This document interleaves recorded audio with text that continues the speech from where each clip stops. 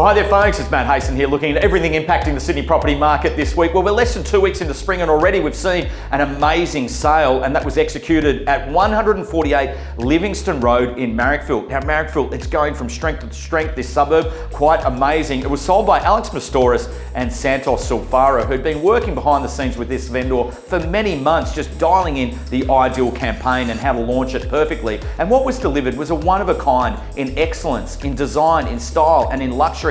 Now, when the boys brought this home onto the market, it was immediately identified that there was strong buyer interest and a high level of buyer engagement. The property, well, it sold in just 10 days of being listed, and it was sold to a buyer that was sitting on our CH internal buyer network. And the price, well, it was sold for $6 million. Now, to put this in context, that has completely obliterated the previous suburb record in Marrickville by $1.1 million. So a boost of confidence for the Marrickville market, and also reflects that buyers, when they're seeing these high level, high quality properties, they are jumping in with a high level of intent. Now, looking across the broader Sydney market, the auction clearance rate is always our best barometer. Again, a clearance rate coming in below 50%. That's right, it was 49.8%. But let's look at the data. There was 1,089 properties in Sydney due to go under the hammer. Now, just 274 of those made their way all the way along the journey and actually sold under the hammer. So that's circa just 25% of properties that were listed for auction actually selling under the hammer. So what that says to us, the depth of the buy pool remains pretty thin, maybe 1 to 2 genuine buyers per property. So when we're seeing less competition, that means fewer properties are making it all the way to auction, and it's also a contributing factor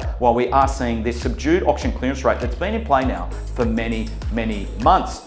Now, a lot of people ask us around this subdued auction clearance rate, why are buyers behaving the way they are? And now this latest data might point us in the right direction. It's been revealed that Australians' household disposable incomes have fallen and been eroded at the highest level of the 20 most advanced economies. It's also been revealed that it's inflation that's smashing incomes as opposed to the high interest rate environment.